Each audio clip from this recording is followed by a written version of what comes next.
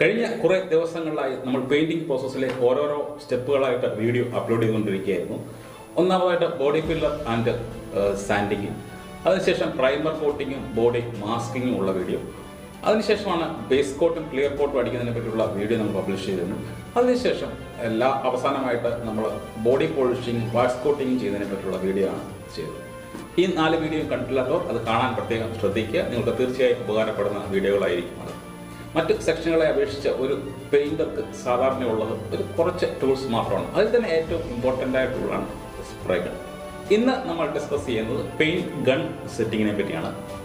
Painting പ്രോസസ്സിലെ ഏറ്റവും പ്രധാനപ്പെട്ട ഘട്ടമായ spray പെയിന്റിങ്ങിൽ use ചെയ്യുന്ന ഏറ്റവും പ്രധാനപ്പെട്ട ടൂളാണ് സ്പ്രേ ഗൺ. അതുകൊണ്ട് തന്നെ ഈ പെയിന്റിംഗ് പ്രോസസ്സിനെ സ്വാധീനിക്കുന്ന ഏറ്റവും ഇമ്പോർട്ടൻറ്റ് ടൂള് സ്പ്രേ ഗൺ തന്നെയാണ്. പല കമ്പനികളുടെയും സ്പ്രേ ഗൺ ഇന്ന് മാർക്കറ്റിൽ അവൈലബിൾ ആണ്. സ്വന്തമായിട്ട് പെയിന്റ് വർക്ക് ചെയ്യുന്ന ഒരു പെയിന്റർക്ക് ഒരു സാധാരണ ഗൺ തന്നെ വളരെ ധാരാളമാണ്. സ്പ്രേ ഗൺ പലവിധമുണ്ട്. നിങ്ങളുടെ അഫോർഡബിൾ ആയ രീതിയിൽ നിങ്ങൾക്ക് സ്പ്രേ ഗൺ ഉപയോഗിക്കാം. ചില ആൾക്കാർ പ്രൈമർ കോട്ടിങ്ങിന് വേണ്ടി ഒരു സ്പ്രേ ഗൺ ഉപയോഗിക്കും, ബേസ് കോട്ടിങ്ങിന് വേണ്ടി ഒരു സ്പ്രേ ഗൺ ഉപയോഗിക്കും, ക്ലിയർ കോട്ടിങ്ങിന് വേണ്ടി വേറൊരു സ്പ്രേ ഗൺ ഉപയോഗിക്കും. ഇങ്ങനെ 3 സ്പ്രേ ഗൺ ഉപയോഗിച്ച് പെയിന്റ് ചെയ്യുന്ന ആൾക്കാരുണ്ട്. എന്നാലും പ്രൈമറിനും ബേസ് കോട്ടിനും വേണമെങ്കിൽ നമുക്ക് സെയിം സ്പ്രേ ഗൺ ഉപയോഗിക്കാം. ക്ലിയർ കോട്ടിന് സെപ്പറേറ്റ് സ്പ്രേ ഗൺ ഉപയോഗിക്കുന്നതാണ് നല്ലത്. എന്നാൽ ചില ആൾക്കാർ ഈ 3 കോട്ടിങ്ങിനും ഒരേ സ്പ്രേ ഗൺ ഉപയോഗിച്ച് ചെയ്യുന്നവരുണ്ട്. അവർ ശ്രദ്ധിക്കേണ്ട പ്രധാനപ്പെട്ട ഒരു കാര്യം, ഇത് നല്ലവണ്ണം ക്ലീൻ ചെയ്യുവാൻ മറക്കരുത്. ഓരോ പ്രോസസ്സ് കഴിയുമ്പോഴും ഓരോ കോട്ടിങ് കഴിയുമ്പോഴും ഈ പെയിന്റ് ഗൺ എടുത്ത് വളരെ നന്നായി തന്നെ ക്ലീൻ ചെയ്യുവാൻ പ്രത്യേകം ശ്രദ്ധിക്കുക. ഇതിന്റെ നോസൽ ടിപ്പ് നിങ്ങൾ കണ്ടിട്ടുണ്ടാകും. ഇതിലുള്ള ഫ്ലൂയിഡ് എന്താണോ അതിനനുസരിച്ചാണ്. ഇതൊരു പ്രൈമർ ആയിരിക്കാം, ക്ലിയർ കോട്ട് ആയിരിക്കാം, ബേസ് കോട്ട് ആയിരിക്കും, എന്താണെന്ന് ഉപയോഗിച്ചാണ് ഈ നോസിൽ ടിപ്പ് നമ്മൾ സെലക്ട് ചെയ്യുന്നത്. ഒരു പ്രൈമർ ആണെങ്കിൽ നോസിൽ ടിപ്പ് കൂടിയത് വേണം. അതുപോലെ തന്നെ ബേസ് കോട്ട് ആണെങ്കിൽ കുറച്ചുകൂടെ കുറവ്, ക്ലിയർ കോട്ട് ആണെങ്കിൽ തീരെ കുറഞ്ഞ നോസിൽ ടിപ്പ് മതിയാവും. പെയിന്റ് ഗണ്ണ് വർക്ക് ചെയ്യുന്നത് എയർ പ്രഷർ ഉപയോഗിച്ചാണ്. ആവറേജ് 12 CFM എയർ പ്രഷറാണ് പെയിന്റ് ഗണ്ണിന് വേണ്ടി സാധാരണയായി ഉപയോഗിക്കുന്നത്. സ്പ്രേ ഗണ്ണിൽ പ്രധാനമായിട്ട് 3 സെറ്റിംഗ് ആണുള്ളത്. 1 air flow setting, 2 fan setting, 3 fluid setting. Fluid എന്ന് വെച്ച് കഴിഞ്ഞാൽ നമ്മൾ ഉപയോഗിക്കുന്ന ലിക്വിഡ് എന്തായാലും, പ്രൈമർ ആയാലും ബേസ് കോട്ട് ആയാലും ക്ലിയർ കോട്ട് ആയാലും. നമുക്ക് ആദ്യം ഫ്ലൂയിഡ് സെറ്റിംഗ് തന്നെ എടുക്കാം. ഫ്ലൂയിഡ് സെറ്റിംഗ് എന്ന് വെച്ച് കഴിഞ്ഞാൽ നമ്മൾ എത്രമാത്രം ഫ്ലൂയിഡ് ഈ ഗണ്ണിൽ നിന്ന് പുറത്തേക്ക് വരണം. നമ്മൾ പെയിന്റ് അടിക്കുമ്പോൾ നമ്മൾക്ക് കൂടുതൽ പെയിന്റ് പുറത്തേക്ക് വരണോ അതോ കുറച്ച് പെയിന്റ് പുറത്തേക്ക് വരണോ, ഇത് തീരുമാനിക്കുന്നതിന് വേണ്ടി നമ്മൾ ഫ്ലൂയിഡ് സെറ്റിംഗ് എന്ന് പറയുന്നത്. പെയിന്റ് ഗണ്ണിലെ ടിപ്പിലാണ് നമ്മൾ ഫ്ലൂയിഡ് സെറ്റ് ചെയ്യുന്നത്. ഈ ടിപ്പ് പുറമോട്ടും മുമ്പോട്ടും പോകുന്നതനുസരിച്ചാണ് ഇതിൻ്റെ ഫ്ലൂയിഡിൻ്റെ ഫ്ലോ നമ്മൾ കറക്റ്റ് ചെയ്യുന്നത്. ഈ ടിപ്പിലെ നീഡിൽ മുമ്പോട്ട് പോകുമ്പോൾ ഫ്ലൂയിഡിൻ്റെ ഫ്ലോ കുറഞ്ഞു വരും. അതുപോലെ നീഡിൽ പുറമോട്ടാക്കുകയാണെങ്കിൽ ഫ്ലൂയിഡ് കൂടുതലായിട്ട് പുറത്തേക്ക് വരും. ഇങ്ങനെയാണ് ഇതിൻ്റെ അഡ്ജസ്റ്റ്മെൻറ്റ് എന്ന് പറയുന്നത്. ഫ്ലൂയിഡ് കൺട്രോളർ ഫുള്ളായിട്ട് ഓപ്പൺ ചെയ്ത് വെച്ച് കഴിഞ്ഞാൽ കംപ്ലീറ്റ് ഫ്ലൂയിഡും പെട്ടെന്ന് പുറത്തേക്ക് വരും. നമുക്ക് ആവശ്യമുള്ള ഫ്ലൂയിഡ് മാത്രം പുറത്തേക്ക് മതി. അതുകൊണ്ടാണ് നമ്മൾ ഫ്ലൂയിഡ് സെറ്റ് ചെയ്യണം എന്ന് പറയുന്നത്. ഇത് ചെയ്യുന്നത് വളരെ ഈസി ആയിട്ടുള്ള പരിപാടിയാണ്. നമ്മൾ ഫ്ലൂയിഡ് കൺട്രോളിൻ്റെ നോബ് ഫുള്ളായിട്ട് ഓപ്പൺ ചെയ്യുക. ഇത് നമ്മൾ തിരിച്ചു കഴിഞ്ഞാൽ ഇത് ഫുള്ളായിട്ട് ഓപ്പൺ ചെയ്ത് തരും. അതിനുശേഷം നമ്മൾ ഇതിൻ്റെ ട്രിഗർ, അതായത് നമ്മൾ ഈ പെയിന്റ് ഗൺ പ്രസ് ചെയ്യുന്ന ഈ ട്രിഗറിൽ ഫുള്ളായിട്ട് പ്രസ് ചെയ്ത് പിടിക്കുക. പ്രസ് ചെയ്ത് പിടിച്ച ശേഷം ഈ ഓപ്പൺ ചെയ്ത നോബ് നമ്മൾ വീണ്ടും ടൈറ്റ് ചെയ്യുക. നമ്മളിങ്ങനെ തിരിച്ചുകൊണ്ടേയിരിക്കുമ്പോൾ ഒരു പ്രത്യേക പൊസിഷനിൽ എത്തുമ്പോൾ നമുക്കൊരു ഹാർഡ് ഫീലിംഗ് അനുഭവപ്പെടും, അല്ലെങ്കിൽ ടൈറ്റായിട്ട് വീണ്ടും തിരിയുന്നില്ല എന്നൊരു തോന്നൽ നമുക്കുണ്ടാവും. ഈ ഒരു സ്റ്റേജിൽ നമ്മൾ ഈ നോബിൽ പിടിച്ച് വീണ്ടും തിരിച്ച് അത്ര ഈസി ആയിട്ട് ഇത് തിരിയുകയില്ല. ഫ്ലൂയിഡ് വരുന്നത് ഗണ്ണിൻ്റെ സെൻറ്ററിലുള്ള ഈ ടിപ്പിൽ കൂടെയാണ്.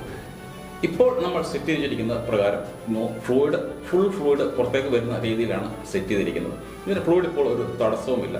എന്നാൽ നമുക്ക് അതിൻ്റെ ആവശ്യമില്ല. നമുക്ക് ആവശ്യമുള്ള ഫ്ലൂയിഡ് മാത്രം മതി. ഇനി ഇത് കറക്റ്റായിട്ട് സെറ്റ് ചെയ്യുന്നത് എങ്ങനെയാണെന്ന് നോക്കാം. ഇപ്പോൾ നമ്മൾ ഈ നോബിൽ തിരിച്ച് ഹാർഡായ സമയത്താണ് നിർത്തിയത്. ആ നിർത്തിയ സ്ഥലത്ത് നിന്ന് നമ്മൾ ഈ ട്രിഗർ വിട്ടിട്ട് ഒരു ടേൺ കൂടെ തിരിച്ചു കഴിഞ്ഞാൽ നമുക്ക് കറക്റ്റ് ഫ്ലൂയിഡ് സെറ്റിംഗ് ആയി എന്ന് പറയാം. ഇങ്ങനെയാണ് നോർമലി ഫ്ലൂയിഡ് ഗണ്ണിൽ സെറ്റ് ചെയ്യണത്. ഇനി അടുത്തത് ഫാൻ കൺട്രോൾ സെറ്റിംഗ് ആണ്. ഇതിൻ്റെ സെറ്റിംഗ് ബട്ടൺ നോർമലി ഗണ്ണിൻ്റെ സൈഡിൽ കാണാവുന്നതാണ്. നമ്മൾ എയർ പാസേജ് വഴി കടത്തിവിടുന്ന എയറിൻ്റെ അളവ് കൺട്രോൾ ചെയ്യാനാണ് ഈ സെറ്റിംഗ് നമ്മൾ ഉപയോഗിക്കുന്നത്. ഇതിൻ്റെ ചുറ്റും കാണുന്ന ഈ ഹോൾസിൽ കൂടെയാണ് നമ്മളുടെ എയർ കടന്നു വരുന്നത്. ഈ എയറിനെ കൺട്രോൾ ചെയ്യാൻ വേണ്ടിയാണ് നമ്മൾ ആ ഫാൻ കൺട്രോൾ നോബ് യൂസ് ചെയ്യേണ്ടത്. ഇതിലൂടെ കടന്നു വരുന്ന ഈ എയറാണ് നമ്മളുടെ ടിപ്പിലൂടെ പുറത്തേക്ക് വരുന്നത്. അതിൽ 2 ഹോൾസ്, നമുക്ക് 2 സൈഡിലും 2 ഹോൾസ് വെച്ച് കാണാവുന്നതാണ്. ഈ 2 ഹോൾസിൽ കൂടെ എയർ ശക്തിയായി പുറത്തേക്ക് വരും. ഈ നടുവിലൂടെ ഫ്ലൂയിഡ് വരും. അപ്പോൾ ഈ ഫ്ലൂയിഡിനെ കറക്റ്റായിട്ട് സ്പ്രേ ചെയ്യണം. അപ്പോൾ അതിന് കറക്റ്റ് എയർ വന്നെങ്കിലേ പറ്റുകയുള്ളൂ. ഈ കറക്റ്റ് എയർ പ്രഷർ അഡ്ജസ്റ്റ് ചെയ്യാൻ വേണ്ടിയാണ് നമ്മൾ ഫാൻ കൺട്രോൾ സ്വിച്ച് യൂസ് ചെയ്യുന്നത്. നമ്മുടെ ഈ സെൻട്രൽ ടിപ്പിൽ കൂടെ വരുന്ന ഫ്ലൂയിഡിൻ്റെ ഷേപ്പ് എങ്ങനെയാണോ എന്ന് തീരുമാനിക്കുന്നത് നമ്മൾ ഈ 2 സൈഡിലൂടെയും പ്രഷറിൽ വരുന്ന എയർ ഫ്ലോ ആണ്. നമ്മൾ പേപ്പറിലേക്ക് സ്പ്രേ ചെയ്യുകയാണെങ്കിൽ ആ സ്പ്രേക്ക് ഒരു എലിപ്റ്റിക്കൽ ഷേപ്പിലാണ് അത് കാണേണ്ടത്. ഫാൻ കൺട്രോൾ നോബിനെ ഫുള്ളായിട്ട് ടൈറ്റാക്കി വെച്ചിട്ട് നമ്മൾ സ്പ്രേ ചെയ്യുകയാണെങ്കിൽ അതിൻ്റെ ഷേപ്പ് ഒരു റൗണ്ട് ഷേപ്പ് ആയിരിക്കും. ഇനി ഈ ഫാൻ കൺട്രോളിൽ നമ്മൾ ഫുള്ളായിട്ട് ലൂസി വെച്ചിട്ടാണ് സ്പ്രേ ചെയ്യുന്നതെങ്കിൽ അതൊരു ഫ്ലാറ്റ് സ്പ്രേ ആയിട്ട് പോകുന്നതാണ്. ക്രൂസ് കൺട്രോളിനും ഫാൻ കൺട്രോളിന് ശേഷം അടുത്തായിട്ടുള്ളത് എയർ കൺട്രോൾ നോബാണ്. എല്ലാ ഗണ്ണിലും ഈ നോബ് അവൈലബിൾ ആയിരിക്കണം എന്ന് നിർബന്ധമൊന്നുമില്ല. ഗണ്ണിൻ്റെ അറ്റത്തായിട്ട് നമുക്കൊരു ചെറിയ എയർ പ്രഷർ ഫിറ്റ് ചെയ്ത് കഴിഞ്ഞാൽ നമുക്ക് ഈ എയർ പ്രഷറിൻ്റെ ഫ്ലോ കൺട്രോൾ ചെയ്യാൻ പറ്റുന്നതാണ്. ചില ആൾക്കാർ ഫിക്സഡ് ആയിട്ടുള്ള റെഗുലേറ്റർ പെയിൻ ബൂത്തിലൊക്കെ ചെയ്യുന്നതാണെങ്കിൽ പെയിൻ ബൂത്തിൻ്റെ സൈഡിലായിട്ട് ഈ റെഗുലേറ്ററും എയർ പ്രഷറും കൂടെ ഫിറ്റ് ചെയ്തിരിക്കും. അതിലേക്കായിരിക്കും നമ്മൾ പൈപ്പ് കണക്ട് ചെയ്തിരിക്കുന്നത്. അതുകൊണ്ട് തന്നെ അവിടെ തന്നെ ഇതിൻ്റെ എയർ ഫ്ലോ അഡ്ജസ്റ്റ് ചെയ്തിട്ടാണ് ഗണ്ണിലേക്ക് വരിക. ഇനി നമുക്ക് ഈ സ്പ്രേ ഒന്ന് ചെക്ക് ചെയ്യാൻ വേണ്ടി നമ്മൾ ഗണ്ണിലേക്ക് അല്പം ഫ്ലൂയിഡ് ഒഴിച്ച ശേഷം എയർ പാസേജ് കണക്ട് ചെയ്യുകയാണ്. അതുപോലെ നമ്മൾ ഈ പെയിൻ ഗണ്ണിലേക്ക് കണക്ട് ചെയ്യുന്ന എയർ ഹോസ് സെലക്ട് ചെയ്യുമ്പോൾ പ്രത്യേകം ശ്രദ്ധിക്കേണ്ടതുണ്ട്. അത് ചെറിയ ഹോസ് ആണെങ്കിൽ അത് എയർ ഫ്ലോയ്ക്ക് തടസ്സം നിൽക്കുന്നുണ്ട്. അല്പം സൈസുള്ള എയർ ഹോസ് തന്നെ വാങ്ങിക്കാൻ പ്രത്യേകം ശ്രദ്ധിക്കുക. നമ്മൾ ഈ സെറ്റ് ചെയ്തത് കറക്റ്റ് ആണെന്ന് അറിയാൻ വേണ്ടി നമ്മളൊരു പേപ്പർ പീസ് ഈ വോളിൽ ഫിക്സ് ചെയ്ത് നമ്മൾ സ്പ്രേ ചെയ്യുന്നത്. നമുക്ക് അറിയാം സ്പ്രേ ചെയ്യുന്നത് എപ്പോഴും പെർപെൻഡിക്കുലർ ഡയറക്ഷനിലായിരിക്കും. ഇത് സ്പ്രേ ചെയ്ത് നോക്കുമ്പോൾ അറിയാം നമ്മൾ ചെയ്ത സെറ്റിംഗ് എത്രമാത്രം കറക്റ്റ് ആണെന്നുള്ളത്. നമുക്ക് വേണ്ടത് മുമ്പ് പറഞ്ഞ പോലെ തന്നെ കറക്റ്റ് എലിപ്റ്റിക്കൽ ഷേപ്പാണ്. അതായത് സെൻട്രൽ പോർഷൻ വെറ്റായിരിക്കും, സൈഡ് പോർഷനിലേക്ക് വരുമ്പോൾ കനം കുറഞ്ഞ് വരും. അതുപോലെ അതിൻ്റെ ഔട്ടർ എഡ്ജിലുള്ള ഡ്രോപ്ലെറ്റ്സ് വളരെ തീരെ ചെറിയ കനം കുറഞ്ഞ ഡ്രോപ്ലെറ്റ്സ് ആയിരിക്കും. ഇത് നമ്മൾ സ്പ്രേ ചെയ്ത് നോക്കുമ്പോൾ ഈ സൈഡിലുള്ള ഡ്രോപ്ലെറ്റ്സ് സൈസ് കൂടുതലാണ് എന്ന് വെച്ച് കഴിഞ്ഞാൽ അതിൻ്റെ അർത്ഥം നമ്മളുടെ എയർ ഫ്ലോ വളരെ കൂടുതലാണ്. അതായത് നമ്മൾ കൂടുതൽ എയർ പ്രഷർ കൊണ്ടിട്ട് ഈ ഫ്ലൂയിഡ് രണ്ട് സൈഡിലേക്കും തെറിച്ച് പോവുകയാണ്, അല്ലെങ്കിൽ കൂടുതലായിട്ട് പല സ്ഥലങ്ങളിലേക്കും തെറിച്ച് പോവുകയാണ്. ഇതുകൊണ്ട് നമ്മൾ ആ സമയത്ത് നമുക്ക് ചെയ്യാൻ പറ്റുന്നത് ഒന്നിൽ എയർ പ്രഷർ കുറയ്ക്കുക, അല്ലെങ്കിൽ ഫ്ലൂയിഡ് പ്രഷേഴ്സ് എല്ലാം കൂട്ടുക. ഈ രണ്ട് കാര്യങ്ങളാണ് ആ സമയത്ത് ചെയ്യാൻ പറ്റുന്നത്.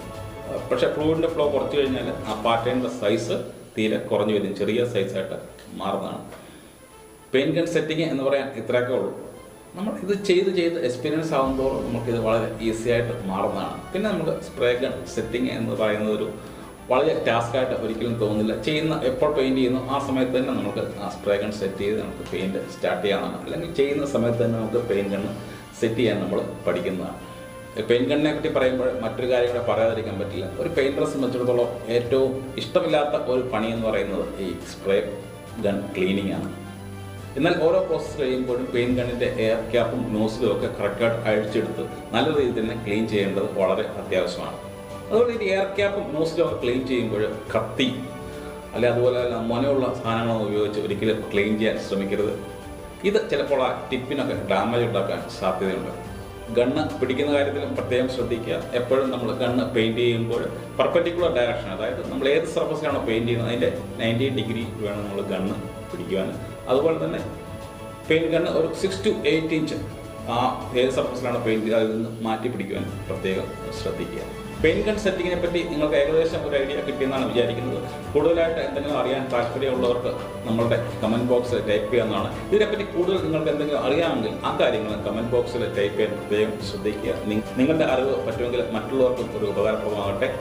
പെയിൻറ്റിങ്ങിൻ്റെ ഏതെങ്കിലും ഒരു സെക്ഷനെ പറ്റി പ്രത്യേകമായ ഒരു വീഡിയോ വേണമെന്ന് താല്പര്യമുള്ളവർ അത് നമ്മളുടെ കമൻറ്റ് ബോക്സിൽ മെൻഷൻ ചെയ്യാൻ പ്രത്യേകം ശ്രദ്ധിക്കുക. വീഡിയോ ഇഷ്ടപ്പെട്ടവർ ലൈക്ക് ചെയ്യുക. അതുപോലെ നിങ്ങളുടെ ഫ്രണ്ട്സിന് ഈ വീഡിയോ ഷെയർ ചെയ്ത് കൊടുക്കാനും മറക്കാതിരിക്കുക. വീണ്ടും അടുത്ത വീഡിയോയിൽ കാണുകയും thank you for watching. By.